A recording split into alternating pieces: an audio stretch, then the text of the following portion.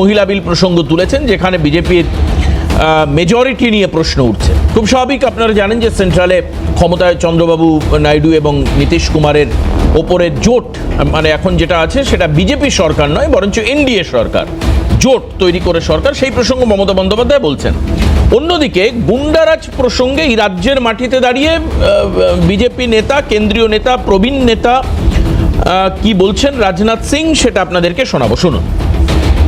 तृणमूल कांग्रेस के शासनकाल में भ्रष्टाचार बढ़ा है, भूमाफिया बढ़े हैं और यहाँ पर भाई भतीजावाद भी बढ़ा है। और मैं आज आपको विश्वास दिलाकर जाना चाहता हूं, आप यहाँ पर भाजपा की, बीजेपी की सरकार बना दीजिए। बहनों भाइयों, सारे गुंडे बदमाश या तो अपने घरों में दुबक जाएंगे या जेलों में होंगे या तो ऊपर चले जाएंगे। मैं आपको विश्वास दिलाता हूं। আচ্ছা, সরকার বদলে দিলে গুন্ডারা হয় ঘরে, নয় জেলে, নয় ওপরে যাবে। তার মানে ঘুরিয়ে এটা প্রমাণিত হয় যে বিজেপি ছাড়া বাদবাকি দলগুলো গুন্ডা পোষে এই রাজ্যে। রাজনাথের বক্তব্য, আমি প্রসেনজিৎদার কাছে যাব। প্রসেনজিৎদা, এই হিসাবের মধ্যে ধরলে মানে রাজনাথ সিং এর বক্তব্য অনুযায়ী তৃণমূল গুন্ডারাজের উপরে বেস করেই চলছে। পাশাপাশি মমতা বন্দ্যোপাধ্যায় দিল্লি জয়ের ইঙ্গিত, কিভাবে দেখবেন পুরো বিষয়টাকে? দেখুন, এই নির্বাচনের প্রচারে দিল্লি থেকে যারা নেতা মন্ত্রীরা আসছেন তারা বাংলার মানুষকে ভয় দেখাচ্ছেন।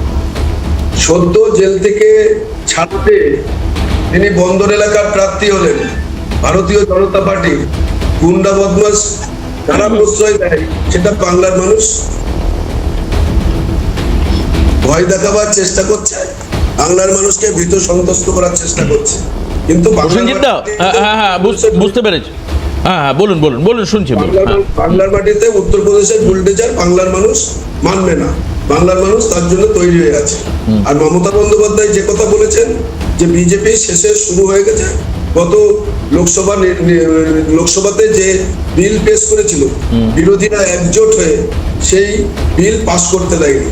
এবং এই নির্বাচনের পরে মমতা বন্দ্যোপাধ্যায়ের নেতৃত্বে সারা ভারতবর্ষে বিরোধীরা একজোট হবে এবং বিজেপি সরকারের পতন হবে।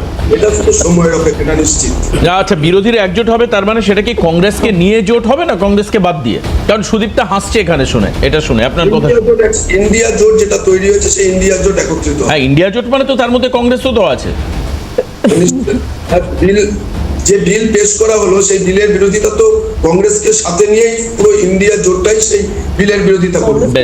বেশ, আমি একটু দীপঙ্কর দাকে জাস্ট একটু হোল্ডে রাখছি। আমি উত্তর দাদা দেবেন, দীপঙ্কর দা দেবেন, কিন্তু তার আগে সুদীপ্তার কাছে। সুদীপ্তা, একটা ছোট্ট কবিতা বলি, শুধু লিখে ফেললাম।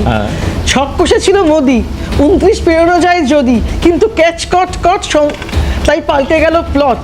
সঙ্গে ছিল মাতাহারি, পথসভা আসছে ফাটাবো হাড়ি।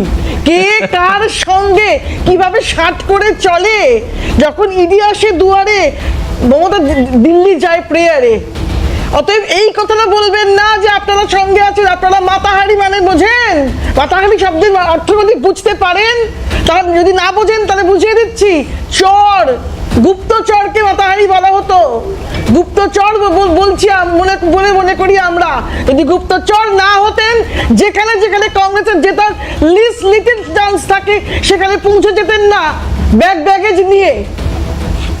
কখন আপনারা আছেন এই পর্যন্ত সঙ্গে থাকেন, আপনাদেরকে আপনারা বিশ্বাস করি না। তার মানে সুদীপটা বৃহত্তর ক্ষেত্রে জোট হওয়ার সম্ভাবনা নেই, মানে যেটা উনি বললেন যে পশ্চিমবঙ্গে যদি বিজেপি হেরে যায়, এরপরে বিজেপি হেরে যায় মানে মমতা বন্দ্যোপাধ্যায় জিতে গেলেন হয়তো, ধরে নিলাম, এরপরে কেন্দ্রীয় স্তরে একটা জোট হবে না। সবচেয়ে বড় কথা, সেই জোটের মধ্যে ওনারা আশা করছেন নীতিশ কুমার এবং চন্দ্রবাবুকে ইনক্লুড করে সরকার ওনারা ফেলে দিতে চান।